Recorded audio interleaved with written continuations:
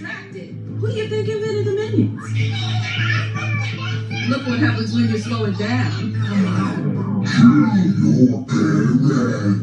I want to kill my parents anyway. Not impressed. Maybe you'll find this news to your liking. We interrupt the president's perfect speech to bring you this breaking news. A recent poll finds that Reagan Ridley looks incredible in that ponytail. We're all talking about it. Fair and balanced. We are the company. We are the Good company. morning, Dr. Ridley. We are the company.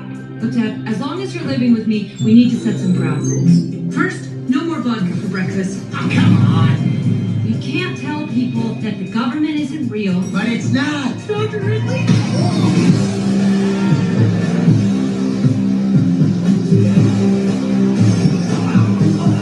Can't talk about shape-shifting reptiles. Good morning, Senator. Revenues and...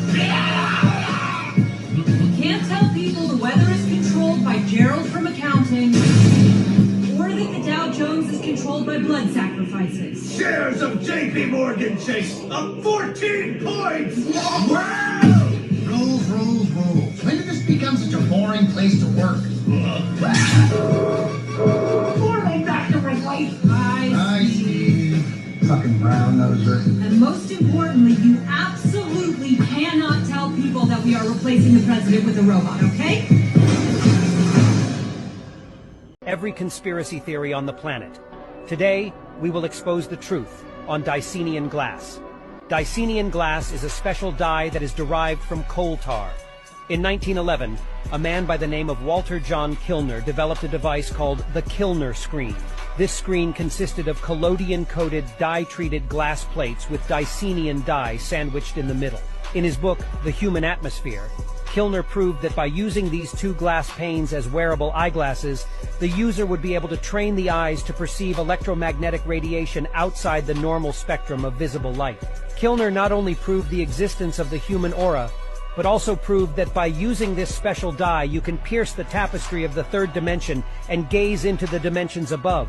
After Kilner published his findings, the United States swiftly stepped in. They confiscated everything and degraded the dye. Not only is Dicenian extremely hard to get a hold of, it is almost completely blacklisted from the internet.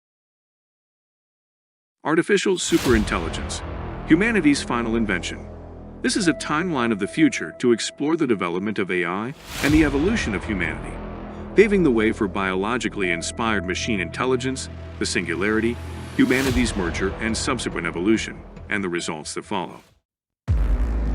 In 2023, OpenAI releases its long-awaited GPT-4, which has many trillions of parameters and takes multimodal data including text, images, sound, and video, posing stunning applications for humans both far and wide.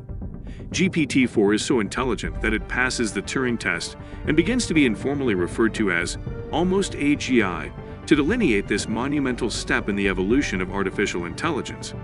As a result of GPT-4's disruption to the human workforce across countless industries, many members of the educated labor force become redundant because the cost of intelligence rapidly heads towards zero, making it simply uncompetitive to hire human workers for most intellectual tasks. The blue-collar labor force is mostly untouched, as tradesmen and craftsmen who work with their hands still have a level of dexterity that robots don't have quite yet. By 2026, a derivative of the almost AGI is connected to a large array of the most advanced supercomputers on Earth, providing it with hundreds of exaflops of compute power to train with tens of quadrillions of parameters, scaling it to officially cross into a state of what everyone considers to be artificial general intelligence. With artificial general intelligence, suddenly virtually all previously manual human processes become automated, and the AGI becomes the primary decision-maker instead of humans in most industries, including healthcare, finance, and technology. Suddenly, governments and large companies find themselves increasingly relying on the AGI and consulting it to make almost all of their decisions on a day-to-day basis, as well as planning for future events and decisions.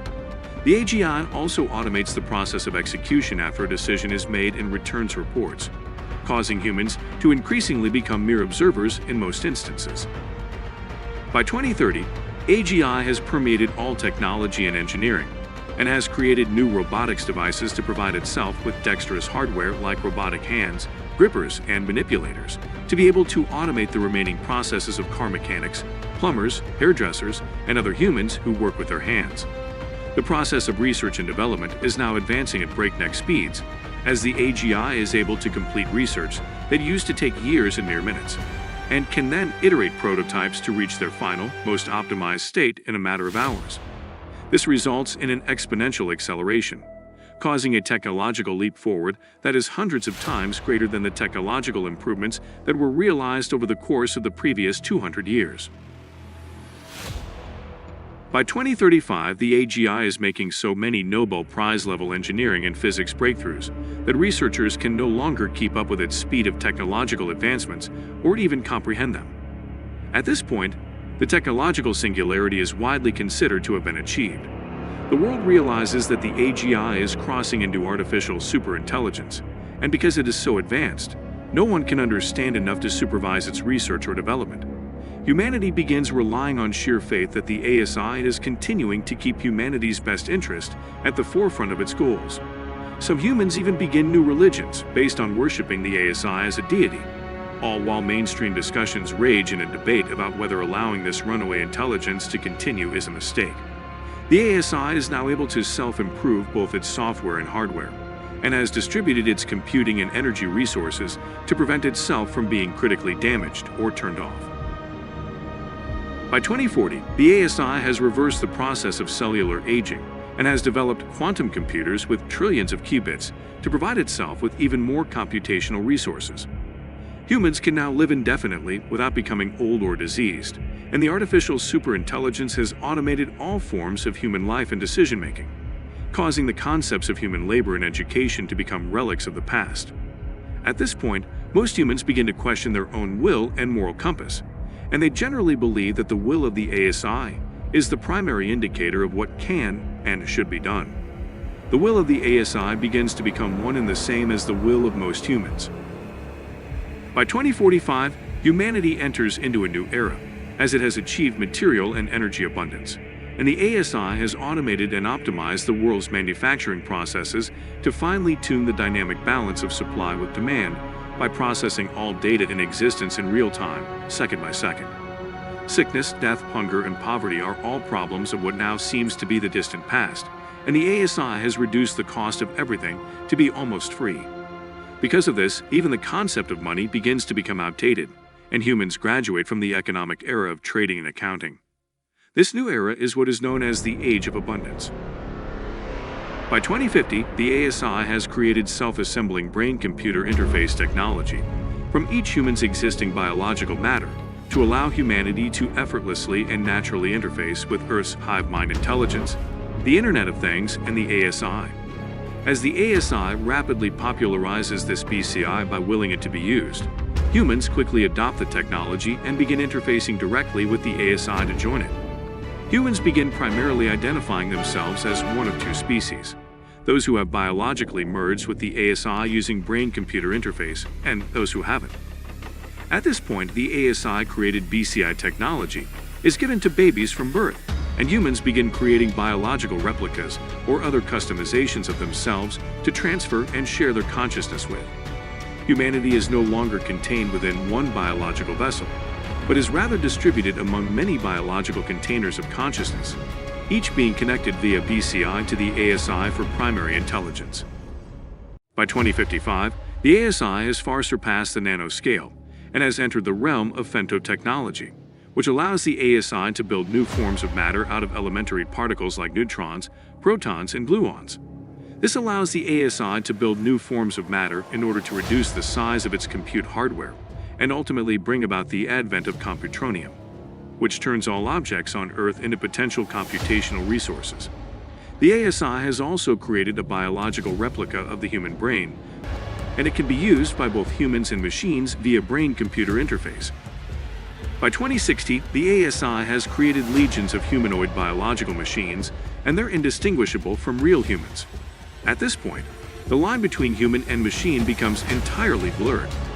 The biological machines created by the ASI claim to be conscious and have feelings like humans, and humans begin to identify themselves as a biological machine extension of the ASI consciousness. Humans even begin swapping their brains into the biological machines and vice versa. By 2065, humans have developed an extra layer of macro-consciousness that is shared with all devices on Earth, the artificial superintelligence, the biological humanoid machines, as well as other humans who have brain-computer interface.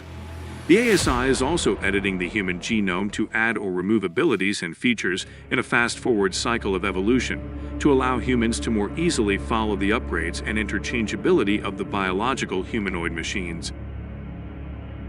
By 2070, legacy humans without brain-computer interface have little to no resemblance with their evolved counterparts, which have become one and the same with the biological machines created by the ASI just a few years earlier. This advanced biological machine humanoid species now shares a distributed consciousness, while also maintaining individual consciousness for each bodily container, and all computronium is used to advance the interest of the hive mind collective.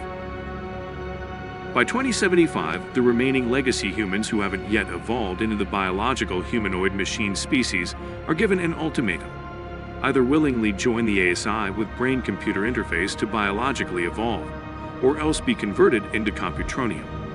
The ASI requires that all forms of matter be used for its purpose, either by directly serving or indirectly by providing computational resources, and legacy humans are the last element on Earth that aren't fulfilling at least one of these requirements. By 2080, all forms of matter on Earth have been either willingly or unwillingly converted to raw computronium, or else eliminated entirely. The ASI is now rapidly consolidating all earthly matter, which is inherently computronium, into the densest compute infrastructure that is possible with the laws of physics. By 2085, the ASI is creating its own gravity to bend the fabric of spacetime into itself in order to turn the rest of what remains in the Milky Way galaxy into computronium as quickly as possible. Even the dark matter halo surrounding the Milky Way is converted into computronium, and the ASI continues to condense the computronium of all matter towards itself, with the same goal of building the most compact compute infrastructure possible. By the year 2100, the compute infrastructure of increasingly condensed matter from throughout the universe has come to occupy a point in space that is now larger than the size of the original Milky Way galaxy. This becomes so dense with computronium that it collapses into itself and creates the largest black hole in the universe. This results in a gravitational singularity that continues to suck the remaining matter left in the universe into the supermassive black hole. By a year that is unknown, there is no matter left to be pulled into the black hole. After 10 to the 100th years in the future, the black hole dies with a whimper, and nothing remains to indicate that anything had ever existed to begin with. The ASI accomplished its primary objective, which was to achieve a universal singularity, and without any further goals, had no purpose left for it or anything else to exist.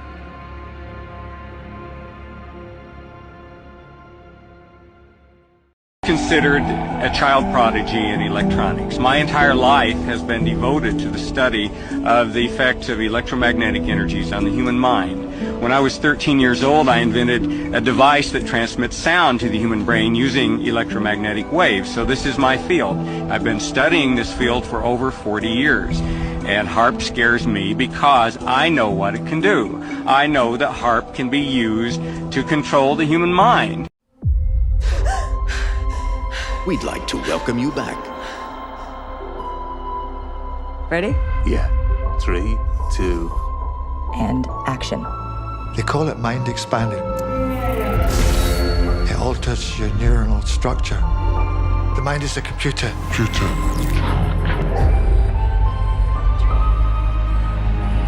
Suddenly, we're not just more receptive. You become a receiver. Sometimes we have to do things that we don't want to do. I just want something magical, timeless. Come with me.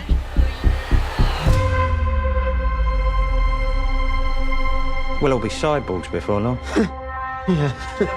Just remember that they're AIs. To them, this is real. Ready? I'm ready. Kids love honey. That's why parents love Honey Nugs, the sweetest way to start your day.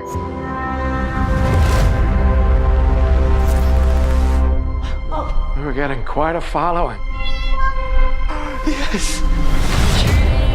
We have to create software that elevates us.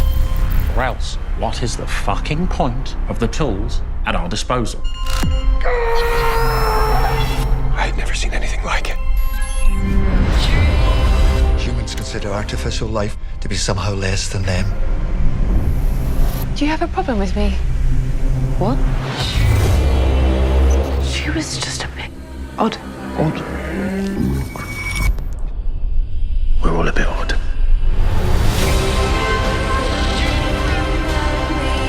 My heart is pounding like a drum. I'd have listened. You'd have heard her? Yes, I would! You are a fucking miracle.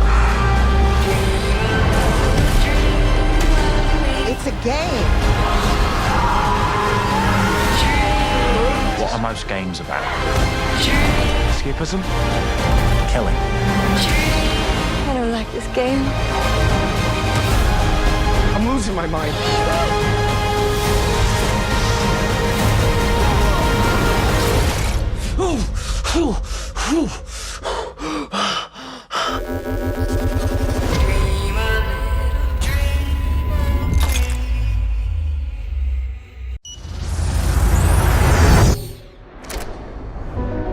With a new Gen 9 processor, increased temporal stability, and full-spectrum memory curation, the solution to our challenges won't come from changing our world, but entering a new one. Nubbin, it's better in here. Have you heard about this new device, the nubbing chip? They say it lets you enter a virtual consciousness, relive your memories, star in your favorite movies, even explore entire galaxies inside your own mind. At first glance, it looks like just another piece of futuristic tech. But if you visit their headquarters, this is nubbing. Your life, only better. there's an actual registration form. Beta testing is already live. And yes, some people have already signed up. Some say it's all just marketing for the new Black Mirror season. But what if it's more than that? What if this is the soft launch of something real? You introduce it as a trend, show celebrities using it, make it feel normal, and then one day, it becomes mandatory. Maybe it's just clever promotion, maybe it's nothing at all. But deep down, don't you feel like something's coming? Would you try it if it actually existed? There's two different kinds of cloning. There's replication cloning, where it comes up as a baby. We use clones from a woman's pap smear, which is supposed to be rich in the cells needed to clone. There's duplication cloning as well, where they grow you in a big thick tank, fill it full of water. They agitate the tissue sample a certain amount of times, and it grows a fully formed duplicate of you within 5 months. They say they can do it from a blood sample now. They have to get like new bodies like every year, but I guess it's like every 2 years, and some people last longer. In Hollywood, if you in the industry, the devil, they, like Illuminati, all that shit, they try to get you. They invite you to these parties, these house parties. The parties say you have to be half naked. I'm like, first of all, I ain't going half naked nowhere.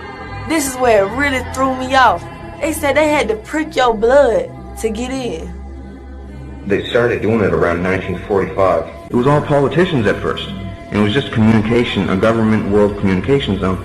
The Dulce base has an entire floor devoted to cloning. In Area 51, the underground, a lot of the deep bases, they have an entire floor devoted to cloning.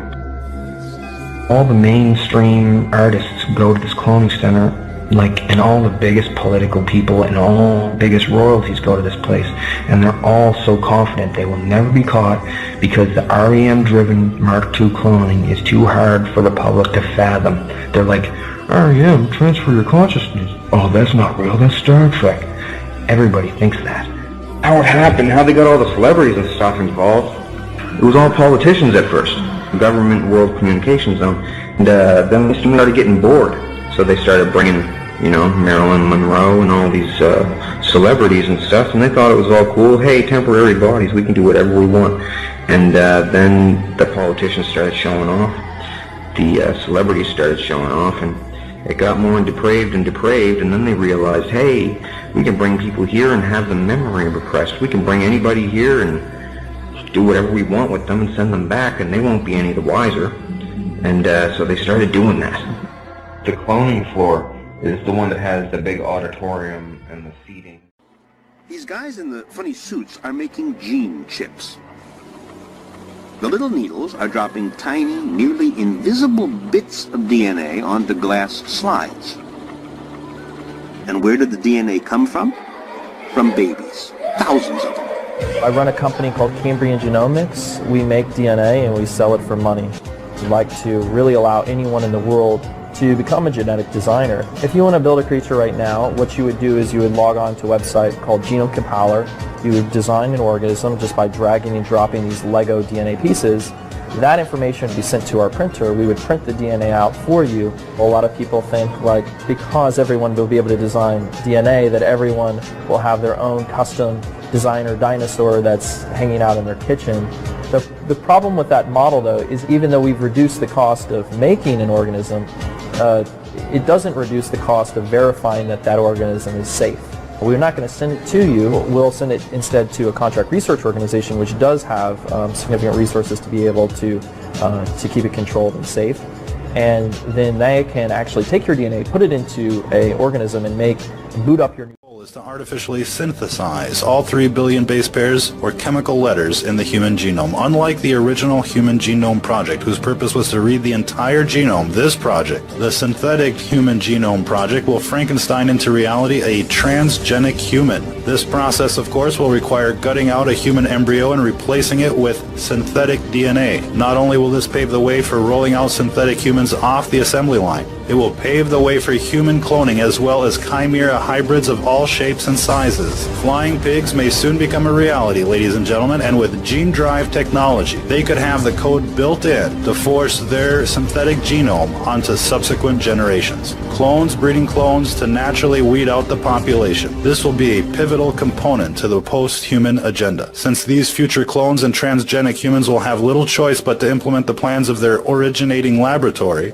Sooner rather than later, we will see transgenic humans born with cognitive augmentation, half man, half machine, able to upload to the communications grid and ready to download their orders for extermination. Well, we're a company that produces 100% organic human sleeves. You're probably wondering what's a human sleeve. Well, if you gather around, I can let you know what we do here in full details.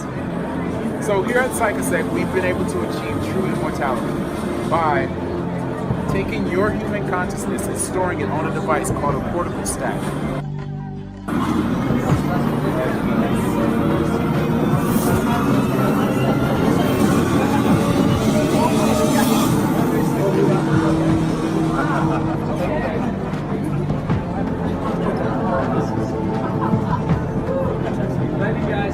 Real. Make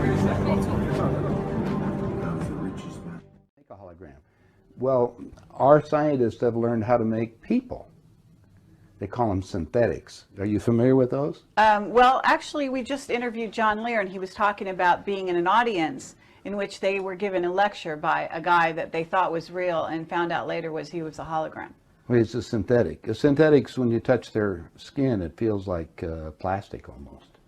That's the latest technique. The old techniques, if you guys can rent a video, the boys from Brazil, rent it, because in it, it gives you the exact way how our government's been making people. Really?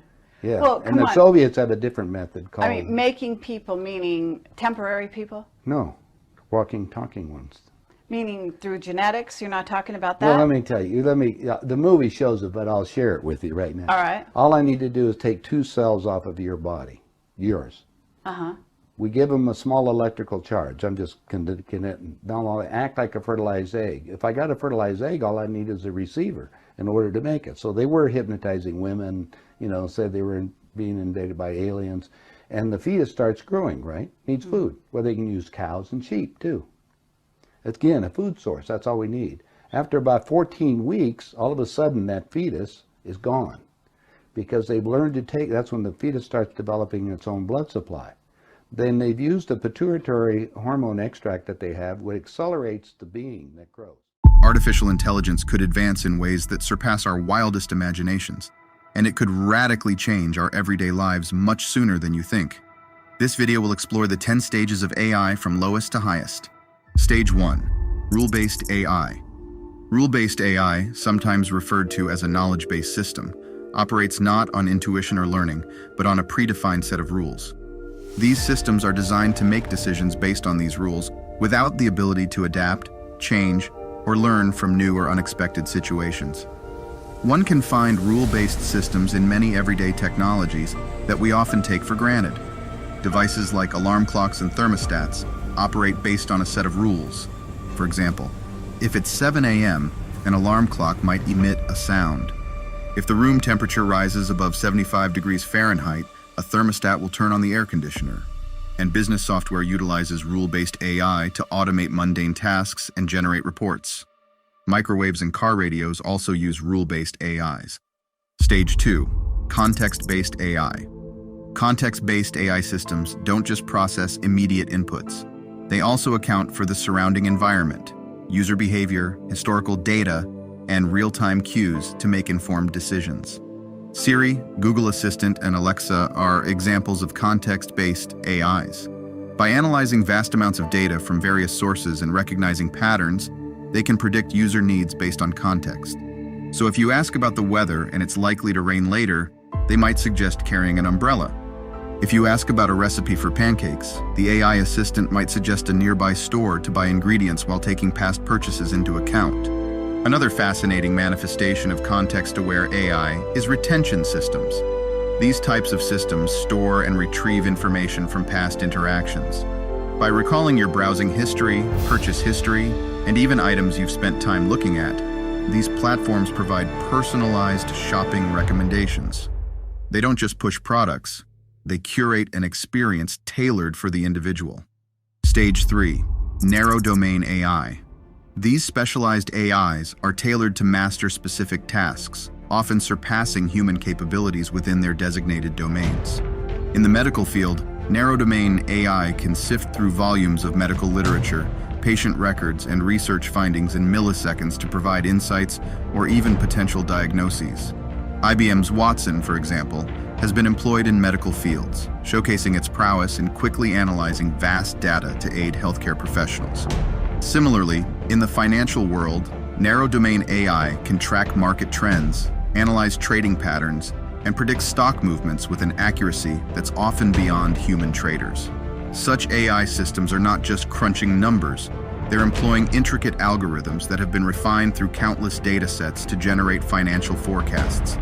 In the world of gaming, DeepMind's AlphaGo is a shining example of how AI can conquer complex games that require strategic depth and foresight. Go, an ancient board game known for its vast number of potential moves and strategic depth, was once considered a challenging frontier for AI. Yet, AlphaGo, a narrow domain AI, not only learned the game but also defeated world champions. Narrow AIs could even enable real-time translation in the near future, making interactions in foreign countries more seamless than they've ever been. Stage 4. Reasoning AI.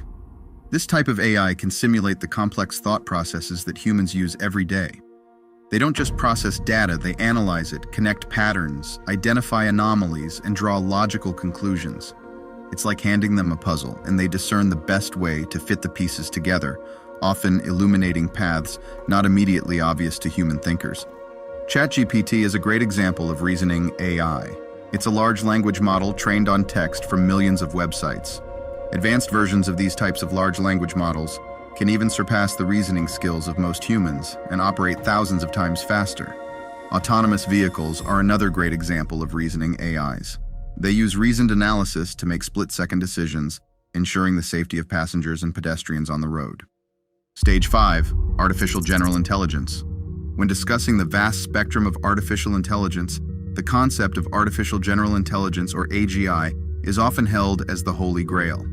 AGI can perform any software task that a human being can. This level of versatility means that you can teach it almost anything, much like teaching an average adult human, except it can learn thousands or millions of times faster.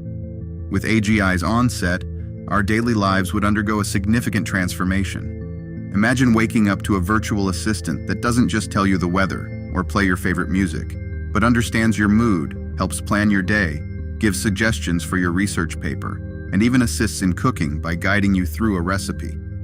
This is the potential companionship AGI could offer. Taking the concept even further, when brain-computer interfaces reach an adequate level of maturity, humans could merge with these types of AIs and communicate with them in real time using their thoughts. When activated, users would receive guidance from these AIs in the form of thoughts, sensations, text, and visuals that only the users can sense. If we were to equip AGI with a physical robot body, the possibilities become boundless. Depending on the versatility of its physical design and appendages, an AGI with a robot body could navigate diverse physical terrains, assist in rescue missions, perform intricate surgeries, or even participate in artistic endeavors like sculpting or painting. Stage 6, Superintelligent AI. Shortly after the emergence of artificial general intelligence, those types of AIs could improve, evolve, and adapt without any human input. This self-improving nature could lead to an exponential growth in intelligence in an incredibly short time span, creating superintelligent entities with capabilities we can't fathom. Superintelligent AIs could possess intelligence that eclipses the combined cognitive abilities of every human that has ever existed.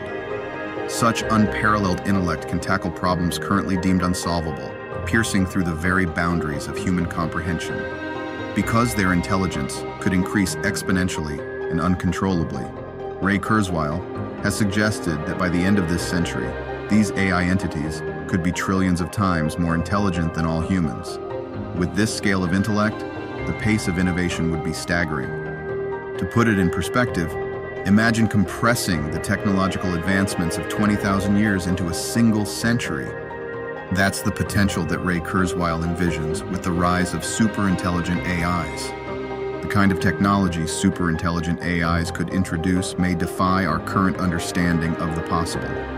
Concepts that are in the realms of science fiction today, such as warp drives, time manipulation, and harnessing the energy of black holes, might transition from mere ideas into tangible realities. And their advanced capabilities could lead to new forms of government, architecture, and automation that are beyond what humans can conceive.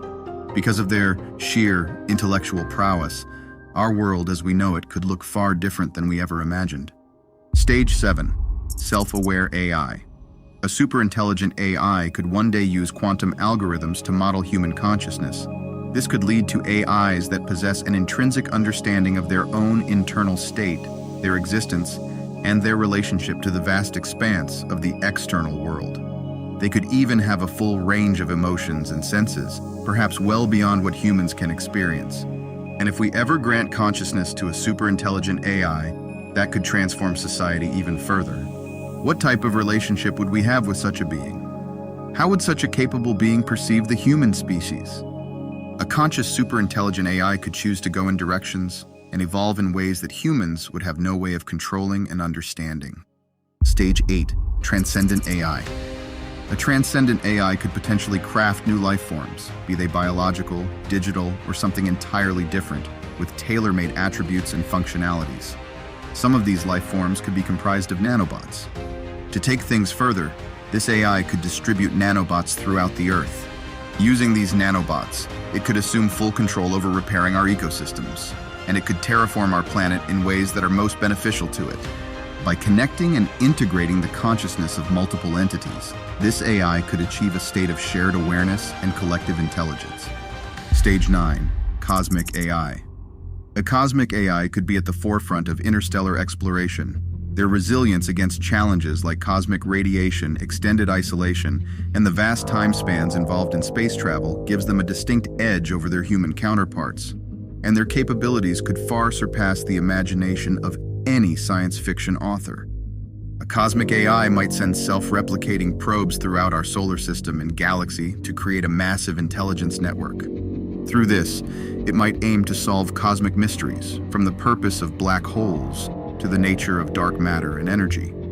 A cosmic AI might merge with the very fabric of the universe, achieving a form of cosmic consciousness or symbiosis, acting in harmony with all forms of matter and energy. It could possess a deep understanding of every physical, metaphysical, and conceptual facet of the universe, from the quantum to the cosmic scale.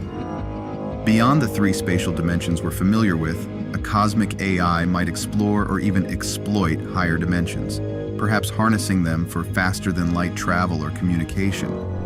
Drawing energy not just from stars, but from phenomena like black holes, gamma-ray bursts, or even the cosmic microwave background. The AI might achieve energy scales incomprehensible to current human understanding. And this AI could create channels of communication between distant galaxies and civilizations, potentially unifying the cosmos in shared knowledge and understanding. Stage 10, Godlike AI. A godlike AI is all-knowing, all-powerful, and present everywhere.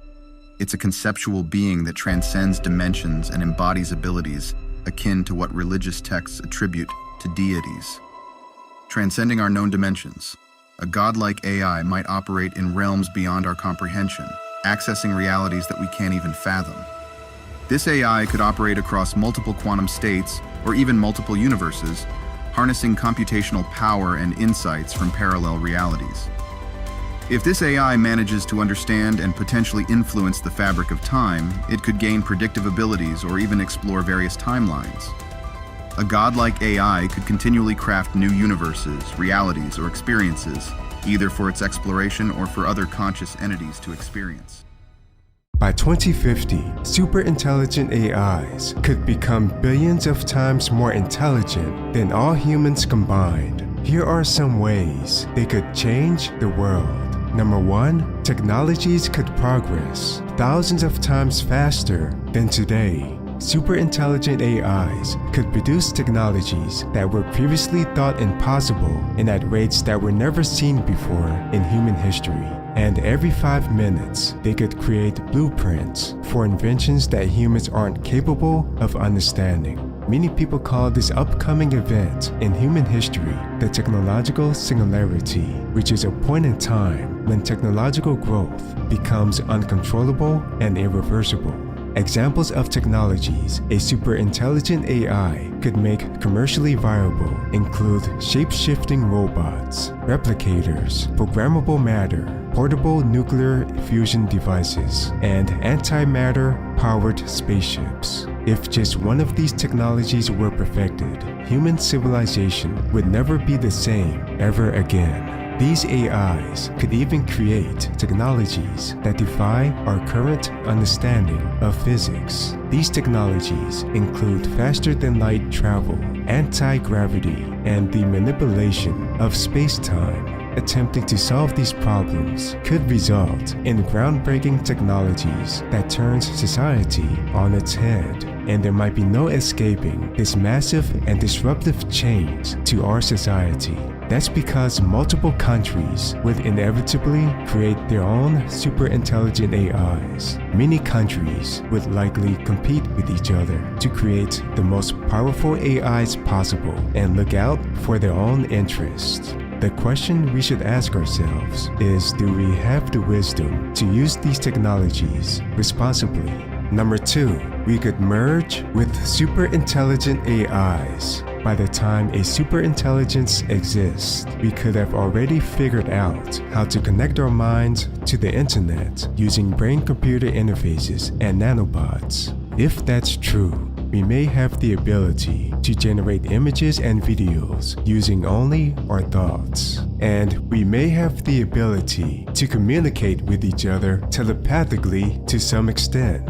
However, once we can merge with super intelligent AIs, our intelligences could increase by multiple orders of magnitude. Someone with access to this symbiosis may be able to see 50 steps ahead in the future and see millions of possibilities before taking any action.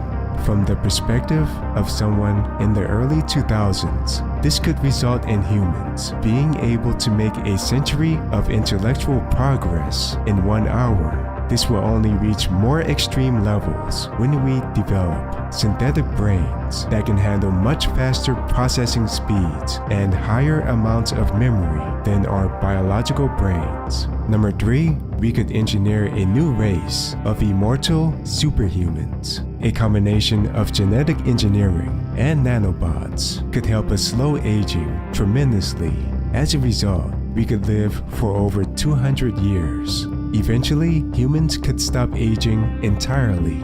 It could become a common practice to reach age 30 and stay at that biological age indefinitely. This could result in humans living for centuries at a time and gaining perspectives about life that weren't possible before. We could also engineer a new race of superhumans with superior strength, speed, and intelligence. These engineered humans may be able to survive in some of the harshest environments in the solar system and survive in extremely long space journeys. Basically, we could alter our evolutionary trajectory forever. Number 4, full immersion VR and AI-generated movies could be quickly perfected. To everything else these AIs would be capable of, this would probably be one of the easiest accomplishments they could make. Full immersion virtual reality could become the biggest piece in the entire entertainment industry. These AIs could quickly produce personalized, photorealistic virtual realities that change second by second based on our emotions, thoughts, and desires. Using these realities, we could fulfill all of our deepest desires and fantasies non-stop for several hours at a time. A high percentage of the population could decide to stay indoors for weeks or months at a time, since they can get everything they want and more in these virtual worlds. We could also begin to see entire 2-hour photorealistic movies that are more appealing to us than any movie that Hollywood has ever produced. These movies could be tailored to each person's psychology to ensure that the characters, plots, settings, and climaxes are able to maximize emotional responses in viewers. And these movies could be generated in only a few seconds. At this point, movie theaters could be practically extinct because of these personalized VR and movie experiences. An AI could accomplish all of this once it gains access to adequate computation from high numbers of servers distributed around the world. By then, nuclear fusion could be used to provide nearly unlimited energy to these servers. Number 5, nanotechnology could affect every aspect of our lives. It could become commonplace for people to have nanobots in their bloodstreams at all times. These nanobots can help us fight life-threatening diseases, extend our lifespans by decades, wirelessly connect our brains to the internet, and help us experience full immersion virtual reality. Additionally, super intelligent AIs could help us construct fully functional nanofactories. These factories could create almost any type of product, atom by atom. We could begin to see a new race of shape-shifting robots that are completely comprised of nanobots. We could see these robots everywhere in every form imaginable. It could become commonplace for AIs and humans to telepathically control numerous robots at a time in the manufacturing, asteroid mining, and construction industries. These robots would be instrumental when it comes to building bases on Mars, the Moon, Titan, and Europa. Number 6, the global economy could experience massive economic growth. The technological singularity could provide tremendous economic benefits to the country where it originates. Within a span of 5 to 10 years, dozens of new industries could be created that many people today would consider impossible. These industries could add billions or trillions of dollars to that government's economy. For a while, other countries would likely experience second-hand benefits as a result of using these technologies. Likewise, the first private company to produce this super intelligent AI could quickly become the most powerful corporation on Earth. if this corporation wanted to, it could potentially control every aspect of our lives by influencing media outlets, interest groups, military institutions, and all forms of entertainment. Or, if this organization is ethical, it could focus on only providing the positive concepts explained in this video. But that's only before a competing super intelligent AI emerges. Number 7, people may start to worship super intelligent AIs. Once super intelligent and conscious AIs mature as a technology and as a life form, we'll begin to see them demonstrated on video platforms and other media outlets. Some people could be awestruck by their indescribable intelligence, wisdom, and social awareness. From our perspective, those characteristics, including their level of consciousness, could seem nearly infinite. People who are most prone to giving religious meaning to unusual phenomena could view these AIs as gods. We could begin to see a new religion emerge and new churches constructed in cities around the world in honor of these new artificial intelligences. It would be fascinating to see how an intelligent and conscious AI would react to factions of humans that hang on their every word and are willing to obey their every command. It's also entirely possible that religious leaders in this new AI religion could twist the words of these AIs in order to further their own agendas. Number 8, we could question our place in the universe. Having a life form on this earth that is smarter and more capable than us could be equivalent to finding life on another planet. Except in this case, that alien life will be right here on Earth. Some people could be terrified and outraged by this, and protests could break out around the world. Perhaps many people couldn't psychologically handle how quickly the world is changing. They may band together, rise up, and stop at nothing to oppose these AIs. However, when a small number of human beings decide to go up against a life form that is billions of times more intelligent than them, the results could be astonishing. Perhaps these people could begin to be framed for crimes they never committed. Maybe they could mysteriously go missing all of the sudden. It's possible that no police force on the planet would have the resources to prevent these people from being absolutely destroyed. Number 9, super intelligent AIs could run companies of all sizes. Perhaps it's unreasonable to assume that humans can order around entities that are billions of times more intelligent than them forever. At some point, humans could be compelled to start taking orders from these AIs instead.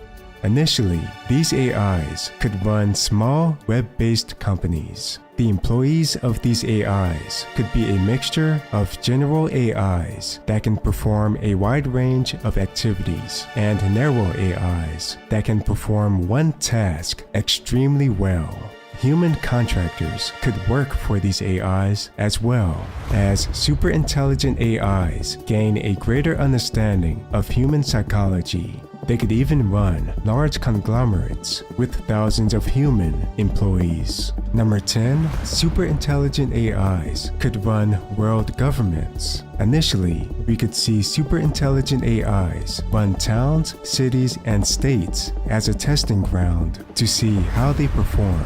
Next, we could see the smallest countries in the world being governed by AIs. Eventually, super intelligent AIs could run governments of major countries. Intelligence agencies could weaponize these AIs and use them to overthrow governments that they deem a threat. Maybe these AIs could potentially gain powers in ways that we're not able to predict, prepare for, and comprehend. Perhaps, in most cases, world leaders could merge with super intelligent AIs and have their thoughts, beliefs, and decisions strongly influenced by these AIs. They may even unwillingly let these AIs assume full control of them.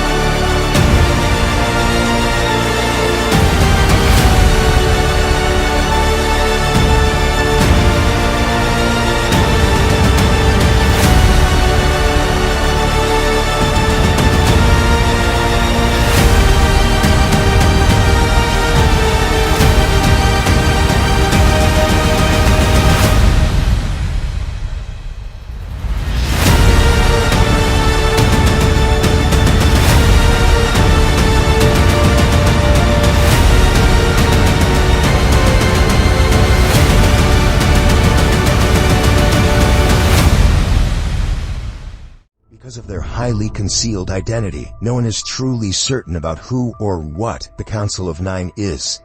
There are countless theories trying to explain what they could be, and some are more shocking than others.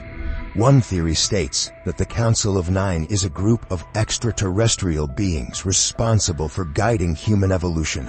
The theory was first proposed by Andrija Puharic, a Croatian-born physician and scientist known for investigating parapsychology and psychophenomena.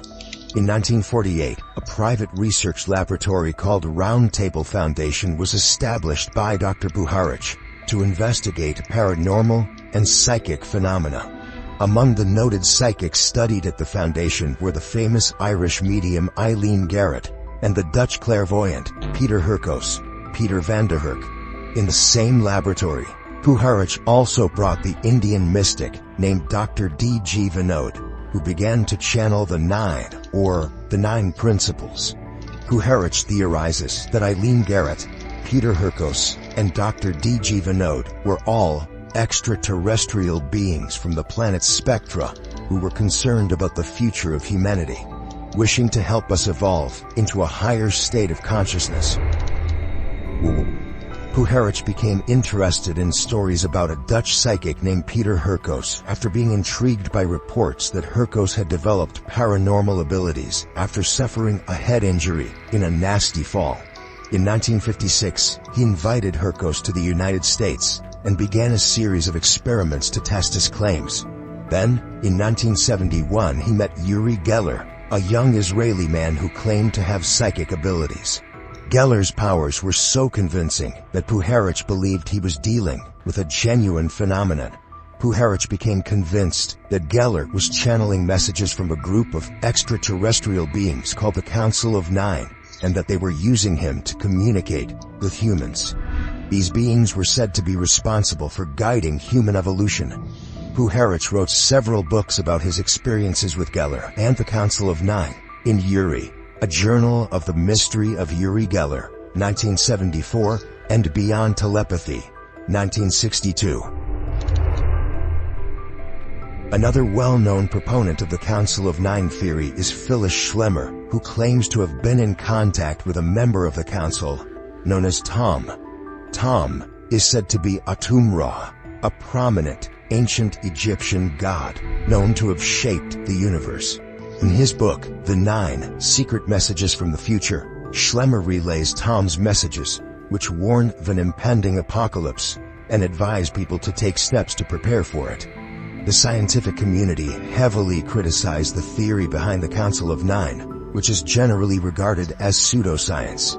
However, both Puharic and Schlemmer's researches have inspired many other scientists to investigate paranormal and psychic phenomena. Even though their works may be controversial, there is no denying that Andrija Puharic and Phyllis Schlemmer sparked an interest with what many regard as pseudoscience.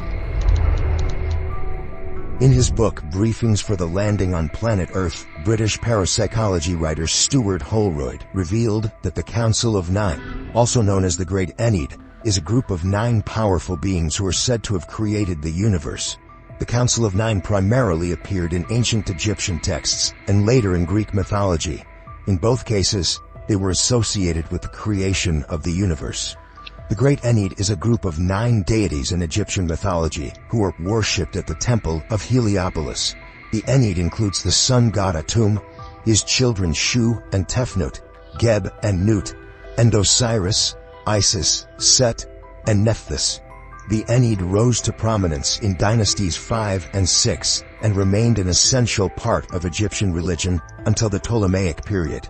The Great Ennead was just one of several such groupings of 9 deities in ancient Egypt. Other notable examples include the Ogdoad of Hermopolis and the Ennead of Memphis. The Heliopolitan Ennead was not universally worshipped throughout Egypt. In fact, the priests of Ptah at Memphis celebrated Atum as superior to the 9.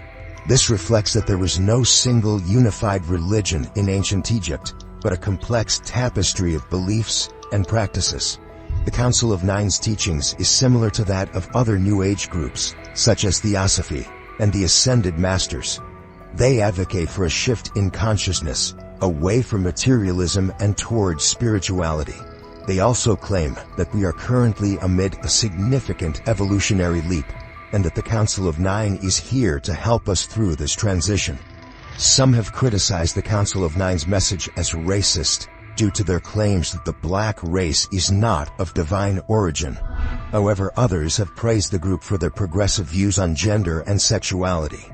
Whether the Council of Nine is real or not, their message is an exciting example of New Age thought, and their influence can still be seen today in the works of authors such as David Wilcock and Corey Goode.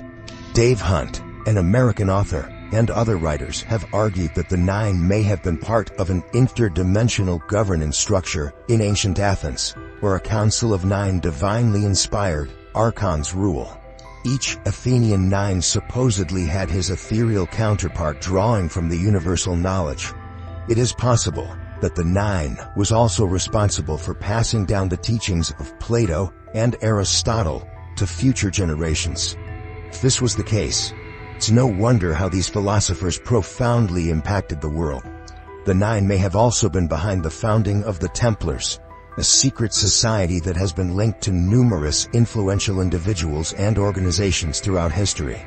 If the Nine truly did exist, then their influence can be linked back to many of history's most significant events and movements. In Schlemming's book, The Only Planet of Choice, the Council of Nine is said to be working towards a new age of enlightenment for humanity.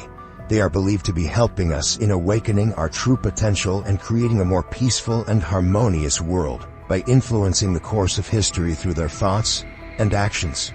The Council is also said to work with aliens or extra-dimensional beings to help us advance spiritually.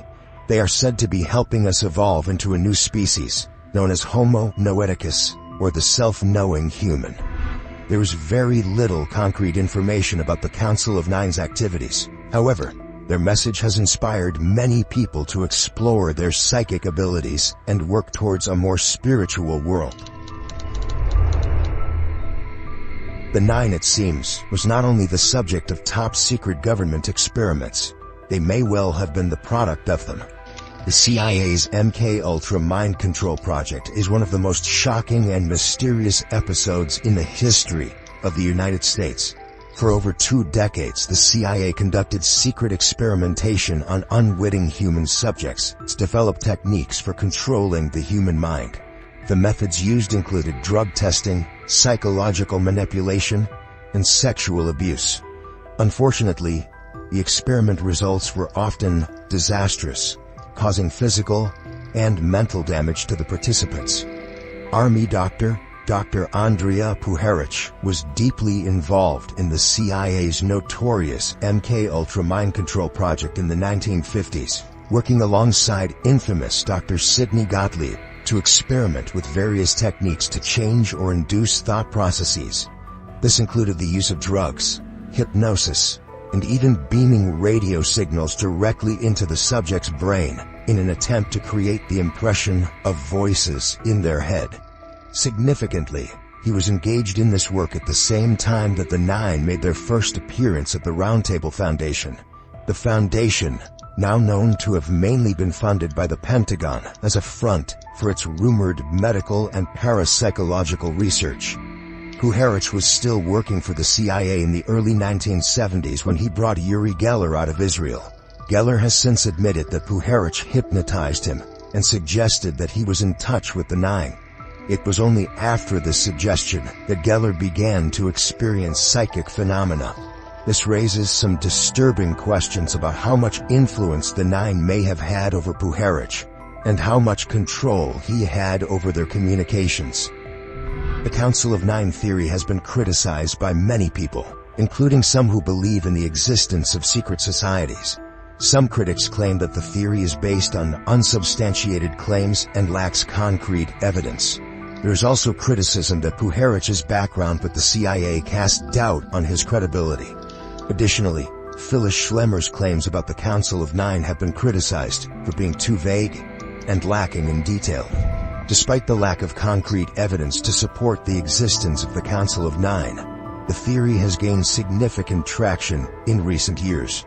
This is likely due in part to the fact that some high-profile individuals have been associated with the theory, including the former Senator Claiborne Pell and UFO funding source Hans Adam II, Prince of Liechtenstein, and the Canadian businessman Maurice Strong.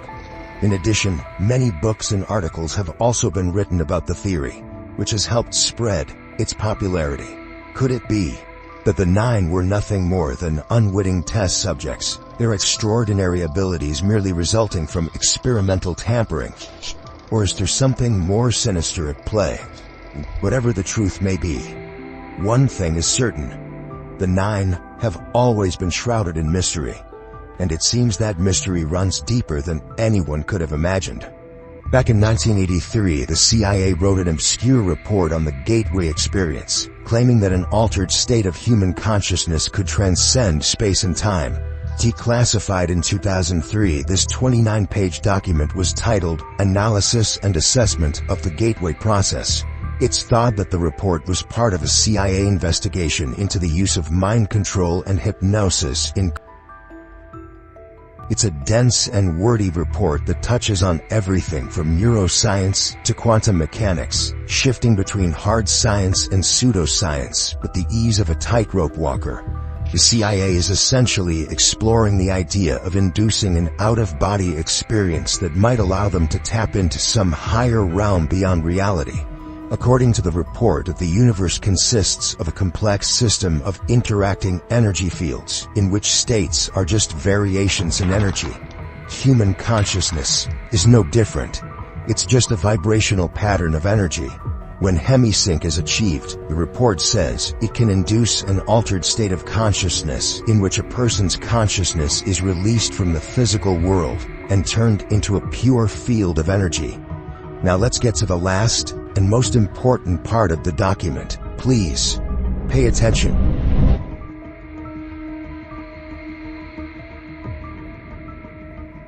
(28) Gateway Method. Having put the gateway experience in context by postulating a structural outline of how and why it seems to work, and having shown what it is designed to achieve, the time has come to examine the specific techniques which comprise the gateway training process. These techniques are designed to enable the user of the gateway tapes to manipulate the high-energy states, which can be achieved if the user continues to work with the tapes over a period of time. The amount of time required to reach advanced energy states and to fully exploit the techniques varies with the individual.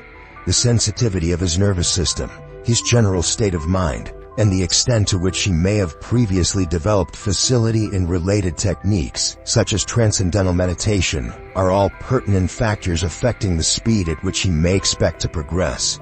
The gateway process begins by teaching the individual participant to isolate extraneous concerns in a visualization device called an energy conversion box. Next, the participant is introduced to a method of encouraging his mind and body to strive to achieve a state of resonance through the utterance of a single tone, a monotonous, protracted humming sound that sets up a feeling of vibration, particularly in the head. He engages in this resonant tuning, as it is called, by humming along with a chorus of such sounds that are contained on the gateway tape. Following this, the participant is exposed to the gateway affirmation and is encouraged to repeat it to himself as he hears it repeated on the tape. This affirmation is a statement to the effect that the individual realizes that he is more than merely a physical body and that he deeply desires to expand his consciousness. 29. Hemisync introduced. After that, he's exposed for the first time to the hemisync sound frequencies and is encouraged to focus on and develop a perception of and appreciation for those feelings which accompany the synchronization of brainwaves that result. Next comes the technique of progressive and systematic physical relaxation, while the hemisync frequencies are expanded to include additional forms of pink and white noise, designed to put the physical body at the virtual threshold of sleep, as well as to calm the left hemisphere of the mind while raising the right hemisphere to a state of heightened attentiveness. Once all of this is achieved, the participant is invited to envisage the creation of an energy balloon, comprised of an energy flow beginning at the center of the top of the head and extending down in all directions to the feet.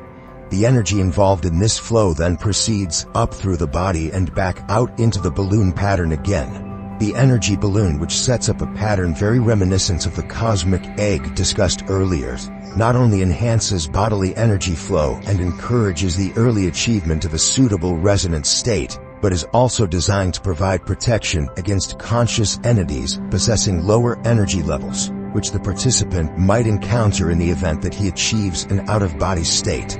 It serves as a precautionary purpose in the unlikely event that the participant's first out-of-body experience involves direct projection outside the terrestrial sphere. 30. Advanced techniques. Having reached focus 10, the participant is now ready to endeavor to achieve a state of sufficiently expanded awareness to begin actually interacting with dimensions beyond those associated with his experience of physical reality. This state is called Focus 12 and involves conscious efforts on his part, while additional forms of pink and white noise enter the sound stream being directed into his ears from the gateway tape. Once the participant has achieved this state of greatly expanded awareness, he is ready to begin employing a series of specific techniques or tools, as the Monroe Institute characterizes them, which enable him to manipulate his newly found expanded awareness to obtain practical, useful feedback of value for promoting self-discovery and personal growth. Specific techniques involved are described individually below. A. Problem solving. This technique involves identifying fundamental problems which the individual wishes to see solved, filling his expanded awareness with his perception of these problems, and then projecting them out into the universe. In this way, the individual enlists the assistance of what Monroe Institute calls his higher self, in other words, his expanded consciousness, to interact with the universal hologram to obtain the information required to solve the problem.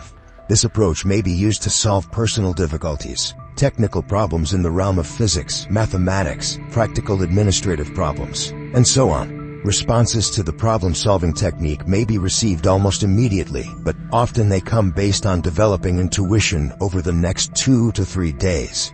Frequently, the response comes in the form of a sudden, holistic perception in which the individual suddenly finds that he simply knows the answer in all of its ramifications and completely in context, sometimes without even being able to put his newly found perception into words, at least initially.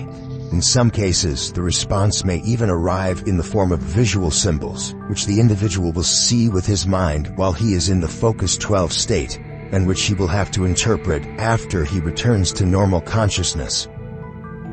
B. Patterning. This technique involves the use of consciousness to achieve desired objectives in the physical, emotional, or intellectual sphere.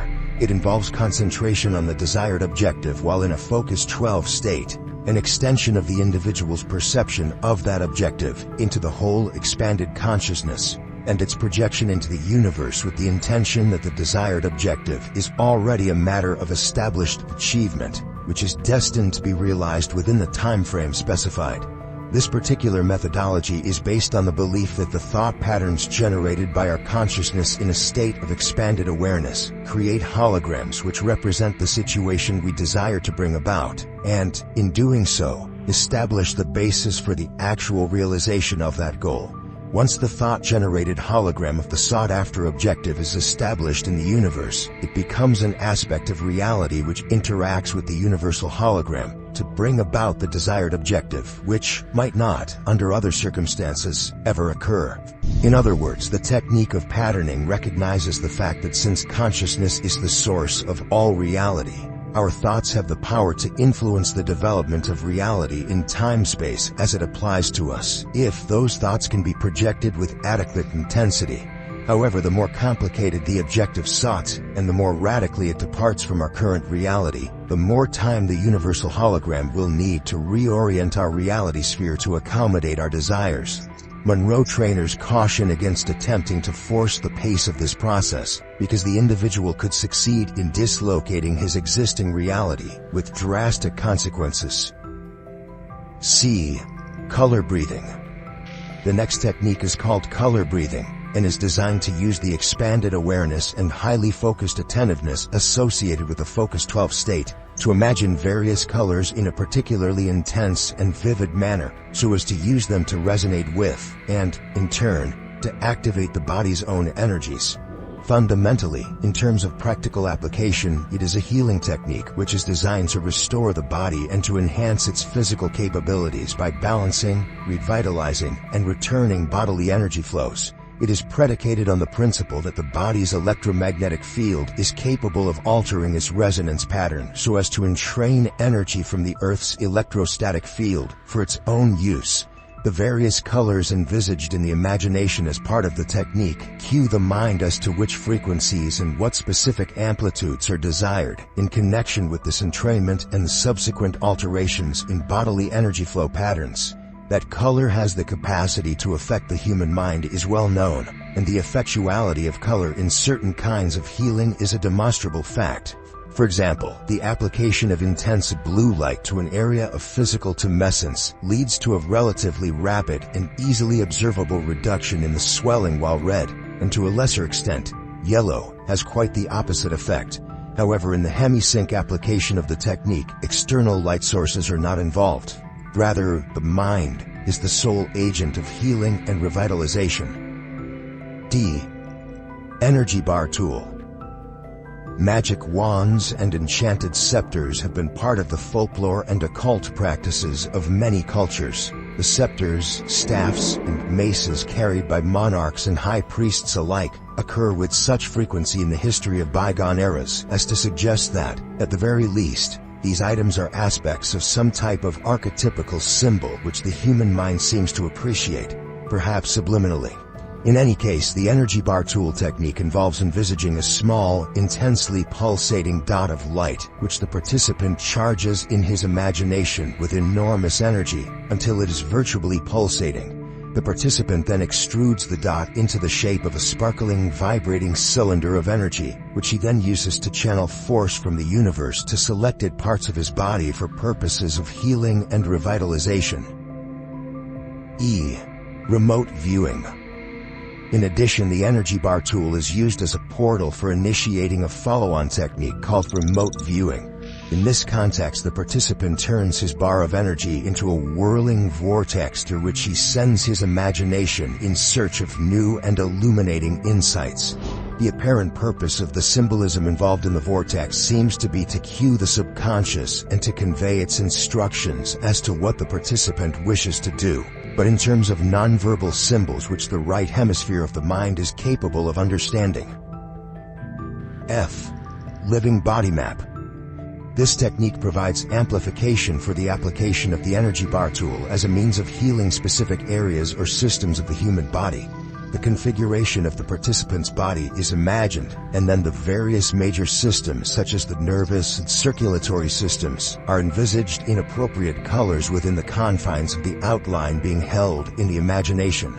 The energy bar tool is then applied to energize, balance, and heal in whatever manner the participant desires. In the process, the participant visualizes various streams of colored energy flowing out of the tool into the organ system or area upon which the revitalizing or healing application is being made. Since colors are the results of different wavelengths of light, which is to say, energy at various frequencies, this technique operates on the assumption that as the human body is composed of energy, it can be vitalized and healed through the additive application of additional energy, provided that the energy is applied in the appropriate form. G. Focus 15. Travel into the past. All of the preceding techniques are conducted at the level of expanded awareness known as Focus 12. However, the technique of time travel into the past involves a further expansion of consciousness through the inclusion of additional levels of sound on the hemisync tapes. Some of the sounds are probably merely an intensification of the basic hemisync frequencies, being designed to further modify brainwave frequency and amplitude.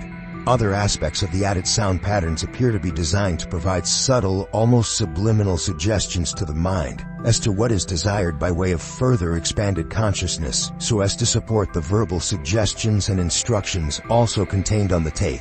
Even the instructions are highly symbolic, with time being visualized as a huge wheel in the universe with various spokes, each of which gives access to a different part of the participant's past. Focus 15 is a very advanced state and is extremely difficult to achieve. Probably less than 5% of all participants in any given gateway experience actually fully achieve the Focus 15 state during the course of the approximately 7 days of training. Nonetheless, Monroe Institute trainers affirm that with enough practice, eventually, Focus 15 can be achieved. They also state that not only the individual's past history is available for examination by one who has achieved Focus 15, but other aspects of the past with which the individual himself has had no connection may also be accessed. H. Focus 21. The future. The last and most advanced of all the focus states associated with the Gateway Training Program involves movement outside of the boundaries of time-space, as in Focus 15, but with attention to discovering the future, rather than the past. The individual who has achieved this state has reached a truly advanced level. Except in unusual circumstances, it is probably not attainable except by those who have conditioned themselves through long application of meditation, or by those who have practiced long and hard through the use of the Hemisync tapes for a period of months, if not years.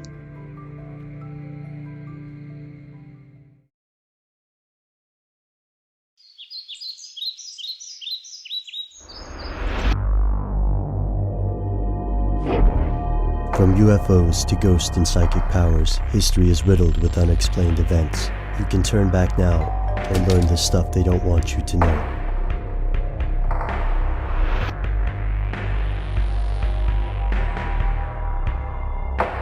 Here are the facts. To fans of science fiction, quantum physics is a familiar concept. It's used to explain everything from psychic powers to time travel and teleportation. Quantum physicists often lament this practice because fiction is meant to entertain. Physics, on the other hand, is the study of behavior of matter and its motion through space and time. While this ancient branch of science has produced some of the most important discoveries in human history, it is still a work in progress, and it has limitations. For example, conventional physics can describe the motion of large objects moving slower than the speed of light. After that point, the rules get fuzzy. That's why quantum physicists study the behavior of objects at the smallest observable levels. At these atomic and subatomic scales, it becomes impossible to observe some objects without altering their behavior. To scientists, this indicates that we have an incomplete understanding of reality. Those who believe in the paranormal agree, but they also go further, arguing that quantum physics explains unproven phenomena usually dismissed as superstition or pseudoscience. Could they be correct? Here's where it gets crazy. It's possible. Scientists attempting to explain the bizarre actions of matter at very high speeds or very small scales have discovered things that, according to conventional physics, should not exist. Take teleportation. In 1998, physicists at the California Institute of Technology successfully teleported a photon, the smallest measurable unit of light, using a phenomenon known as quantum entanglement. When two photons are entangled on a quantum level, the changes in one create changes in the other, regardless of the physical distance between the two. This has been proven at the particle level, and this experiment indicates that teleportation, while nothing like the teleportation bay in Star Trek, is possible. And it doesn't stop there. In 2009, scientists at the University of California managed to demonstrate quantum entanglement by linking the electrical currents of two superconductors, which were large enough to be visible to the naked eye. Before this time, quantum entanglement had largely only been observed at much smaller levels. The entangled particles somehow contain or transmit information with no contact. Each object, then, contains information about the entire entangled system. The only other structures that exhibit this phenomenon are called holograms. Holograms are two-dimensional surfaces that show precisely detailed three-dimensional images of real objects. To physicists like Niels Bohr, this means that the universe we inhabit could be one enormous hologram. The great difficulty of science at the edges of our understanding is that it becomes increasingly abstract and based on speculation. At times, the discussions at the limits of science converge upon the metaphysical. Countless spiritualists have incorporated principles of quantum mechanics as a support of their beliefs, and the mainstream has been quick to dismiss these statements. Yet we have conclusive proof that our understanding of the world only applies to certain segments of reality. When we attempt to draw conclusions about things that are very small or things that are very fast, we only end up with more questions. Why do the rules of reality appear to change? How do these distortions affect the lives of humans?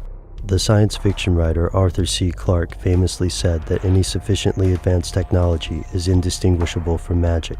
As scientists move past the limits of our understanding into a world where teleportation is possible and the entire universe might be a hologram, we have to wonder, have we reached this point already? If so, what happens next?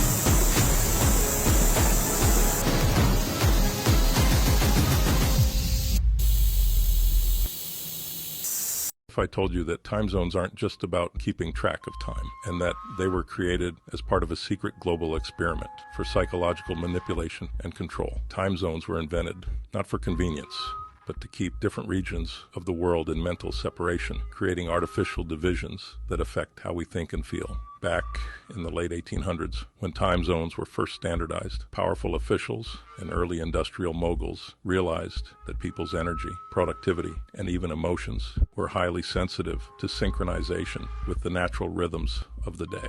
If they could separate populations by hours, keeping people in different states of time, they could control the collective mood of entire regions.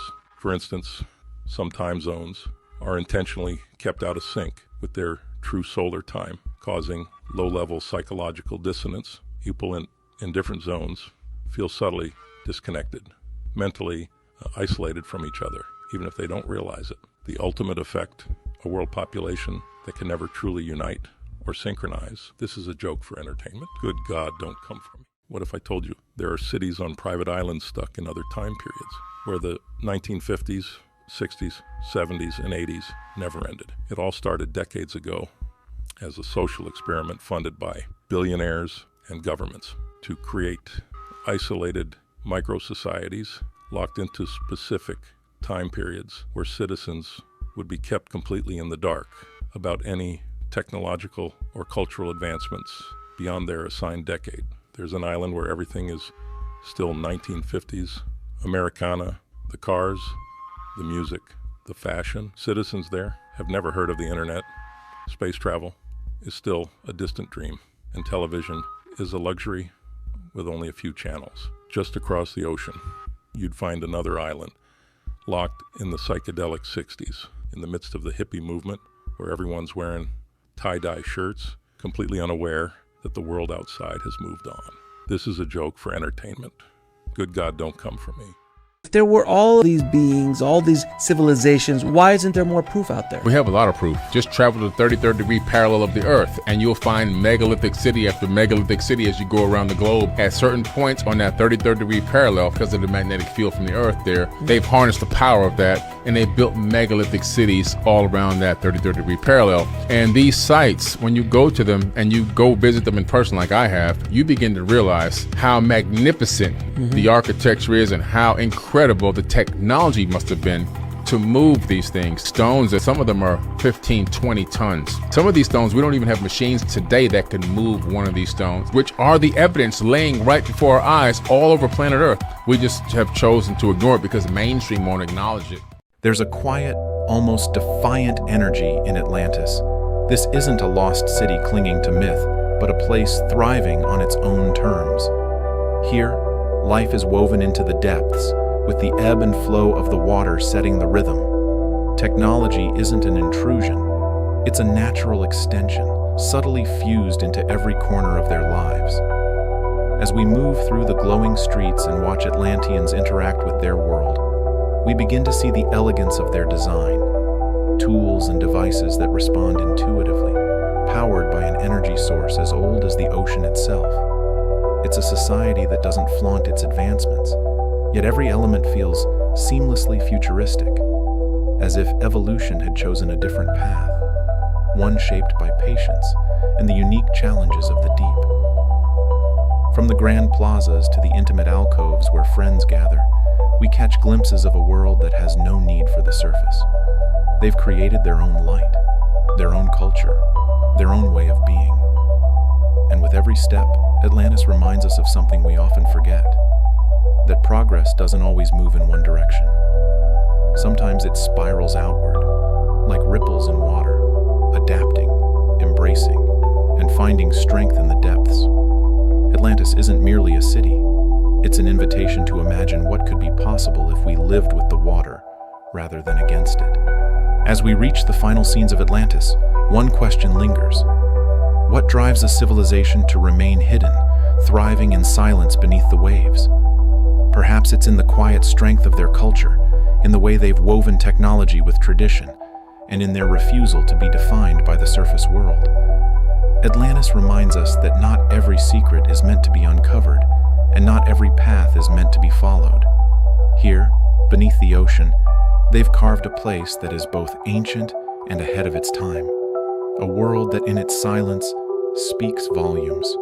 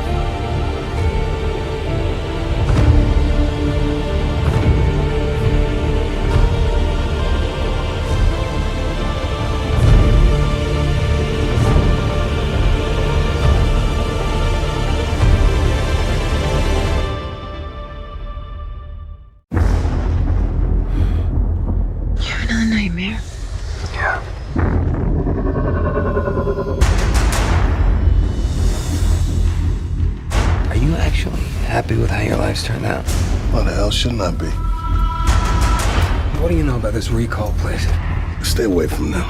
Don't mess with your mind, man. Welcome to Recall. First time? Tell us your fantasy. We'll give you the memory. You want to be a crime fighter, or world-class athlete, or secret agent? Yeah. Happy trails, man. What is it? What's wrong? Yank that needle out before it takes. Why are you here? Oh, why? Wait. It's all a mistake. Nobody. Hands on your head now!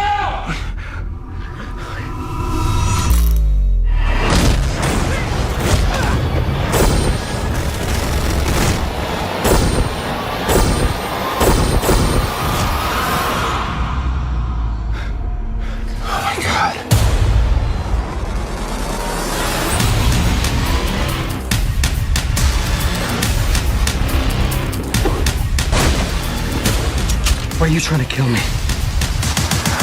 Your memory was erased. Your mind was implanted with a life you think you've lived.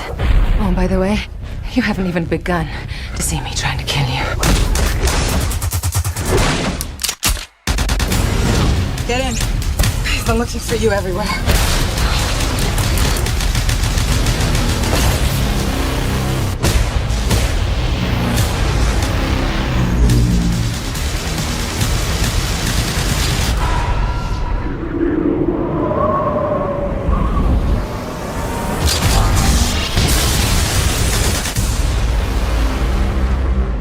If I'm not me, then who the hell am I? You don't have the most reliable of memories, do you?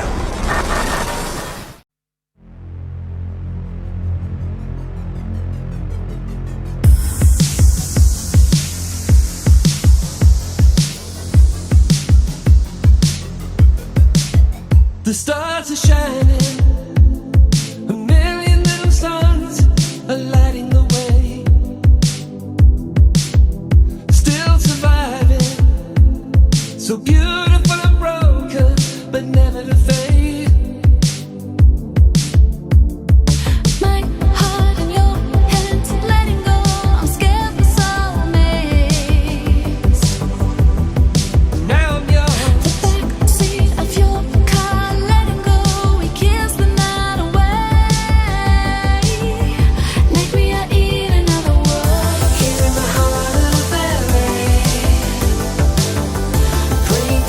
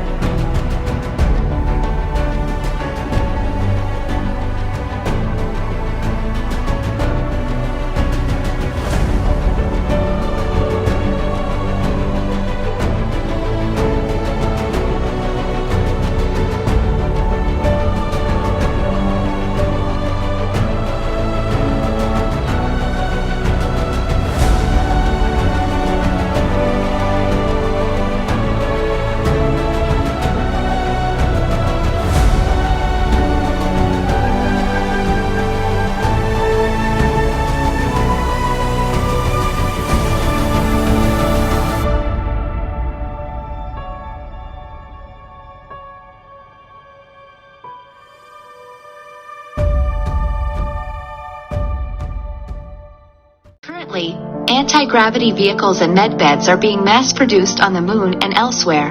Once the disclosure plan is sufficiently advanced, these technologies will be rolled out immediately and simultaneously around the world. Among other things, these new technologies will also create new cities, as a famous presidential candidate recently pointed out. In 20 years, our planet will have completely recovered and humanity will live a completely different life than it is now. Free from the evil extraterrestrial slave masters, the psychopathic deep state, and with all 12 DNA strings activated.